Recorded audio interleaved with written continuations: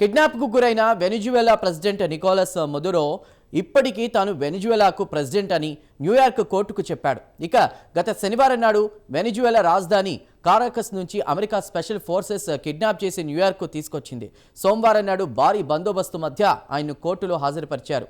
మదురుతో పాటు ఆయన భార్యకు ఇద్దరి చేతులకు కూడా సంఖ్యలు వేసి కోర్టులో హాజరుపరిచారు. కోర్టు రూంలో మదురో తాను అమాయకుణ్ణి, మంచి వ్యక్తిని, తనపై అమెరికా దళాలు దాడి చేసి కిడ్నాప్ చేసి తీసుకొచ్చాయని కోర్టుకు ఫిర్యాదు చేశాడు. ఇక కోర్టుతో పాటు కోర్టు వెలుపల జరిగిన హైడ్రామా గురించి ప్రత్యేక కథనంలో మరింత సమాచారాన్ని తెలుసుకుందాం.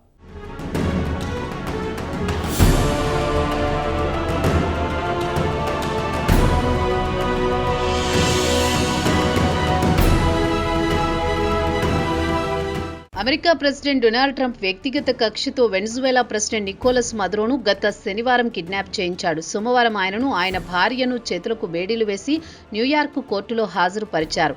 ఇక జడ్జి ముందు మదురో తాను అమాయకునని, మంచి వ్యక్తిని అని చెప్పుకొచ్చాడు. తనను గత శనివారం అమెరికా స్పెషల్ ఫోర్సెస్ తనపై దాడి చేసి కిడ్నాప్ చేశాయని మదురో మొట్టమొదటిసారి బహిరంగంగా కామెంట్ చేశారు. కాగా అమెరికా స్పెషల్ ఫోర్సెస్ కారాకస్లో తన ఇంట్లో ఉన్నప్పుడు కిడ్నాప్ చేశాయని కోర్టుకు వివరించాడు మదురో. అంతర్జాతీయ చట్టం ప్రకారం ఇది చట్టవిరుద్ధమని యావత్ ప్రపంచం గగ్గోలు పెడుతోంది. అరెస్టు చేసిన మదురోను న్యూయార్క్లోని ఫెడరల్ కోర్టులో ప్రవేశపెట్టారు. ఇక మదురోపై నార్కో టెర్రరిజంతో పాటు ఇతర ఛార్జీలు మోపింది అమెరికా ప్రభుత్వం.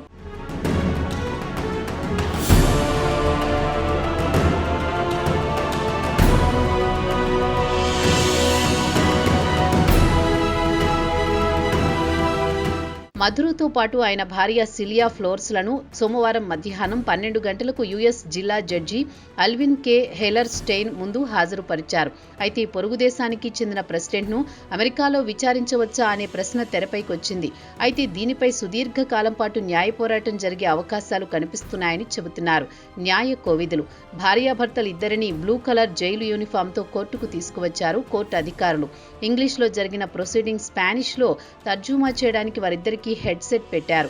ఇక కోర్టులో జడ్జి ముందు మదురో మాత్రం తాను అమాయకుణ్ణి, తనను కిడ్నాప్ చేశారు, తాను డీసెంట్ మ్యాన్ను అంటూ తాను ఇప్పటికే వెనిజువెలా దేశానికి అధ్యక్షుణ్ణి అని చెప్పుకొచ్చాడు.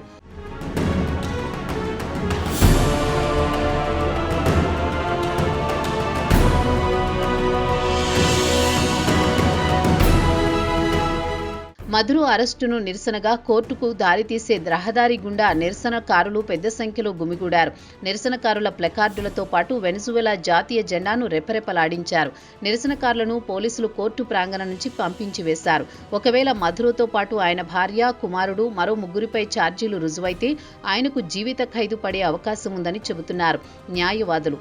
అయితే అమెరికన్ల వాదన విషయానికొస్తే మదురో వెనిజువెలా డ్రగ్ కార్టెల్తో కలిసి పనిచేస్తున్నాడని, వేలాది టన్నుల కొకైన్ను అమెరికా సరఫరా చేస్తున్నాడని ఆరోపిస్తున్నారు. అయితే మదురోకు డ్రగ్ కార్టెల్తో సంబంధాలున్నట్టు ఎలాంటి సాక్ష్యాలు చూపించడం లేదు. మదురో లాయర్లు మాత్రం కోర్టులో న్యాయ పోరాటం చేస్తామంటున్నారు. ఒక సార్వభౌమత్వ దేశానికి చెందిన ప్రెసిడెంట్ను అరెస్ట్ చేయడం చట్ట వ్యతిరేకమని వాదిస్తున్నారు.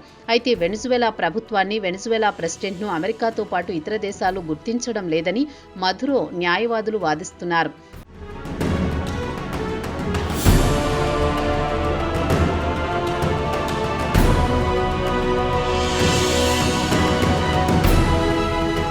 ఇక జడ్జి ముందు మదురో భార్య కూడా తాను ఎలాంటి నేరానికి పాల్పడలేదని, తనపై మోపిన ఛార్జీలు అక్రమమని వాదించారు. జడ్జి విచారణను మార్చి 17కు వాయిదా వేశారు.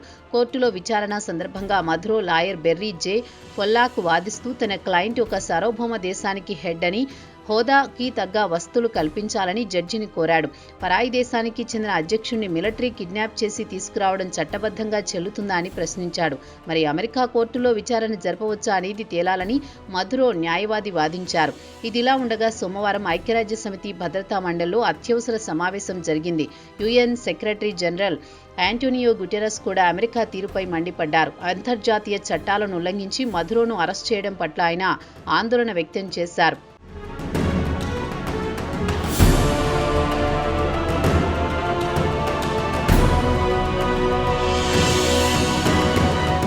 ఈ నెల 3వ తేదీన మిలిటరీ ఆపరేషన్ ద్వారా ఆ దేశ అధ్యక్షుడిని కిడ్నాప్ చేసి తీసుకురావడం అంతర్జాతీయ చట్టాలను ఉల్లంఘించినట్టేనని గుటెరస్ అమెరికా చర్యను తప్పుపట్టారు. ఐక్యరాజ్య సమితి చార్టర్ ప్రకారం ఏదైనా ఒక దేశం ప్రాదేశిక సమగ్రతకు లేదా రాజకీయ స్వాతంత్రానికి వ్యతిరేకంగా శక్తిని ప్రయోగించడం లేదా ప్రయోగించేందుకు బెదిరించడాన్ని ఈ చార్టర్ నిషేధిస్తుందని గుటెరస్ అన్నారు.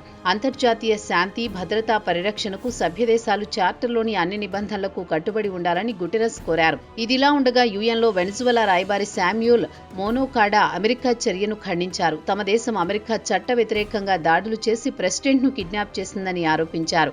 వెనిజువెలాపై బాంబుల వర్షం కురిపించారు, సివిలియన్ ఇన్ఫ్రాస్ట్రక్చర్ను ధ్వంసం చేశారు, పౌరులతో పాటు మిలిటరీని చంపేసి మధురోతో పాటు ఆయన భార్యను కిడ్నాప్ చేసిందని శామ్యూల్ ఆరోపించారు.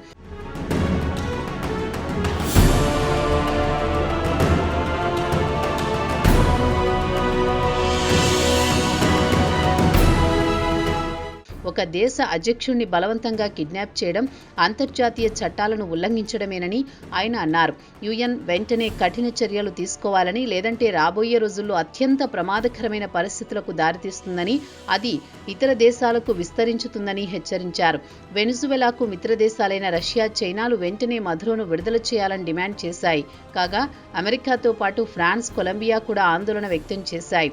వాషింగ్టన్ మిలిటరీ ఆపరేషన్ అంతర్జాతీయ చట్టాలను ఉల్లంఘించిందని ఆరోపించాయి. ఇక యుఎన్లో అమెరికా రాయబారి మైక్ వాల్ట్ మాత్రం మధురో అపహరణను సమర్థించారు. డ్రగ్ ట్రాఫికర్ను అరెస్ట్ చేయడంలో తప్పేమీ లేదని వాల్జ్ అమెరికా చర్యను సమర్థించారు.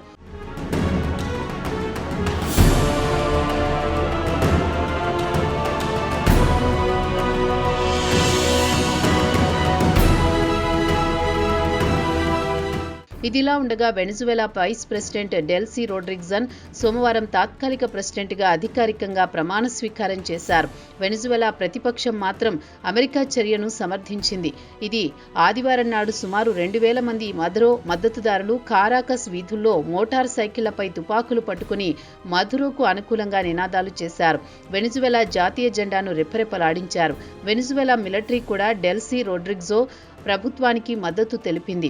మొత్తానికి సోమవారం న్యూయార్క్ కోర్టులో మధురోతో పాటు ఆయన భార్యను ప్రవేశపెట్టారు. పరిస్థితి చూస్తుంటే మార్చి 17 వరకు ఆయన న్యూయార్క్ జైల్లోనే మగ్గాల్సి రావచ్చు. మరోవైపు ట్రంప్ చర్యను ప్రపంచ నాయకులు ఖండిస్తున్నారు. మరి Trump next target Colombia president Petro అని చెబుతున్నారు.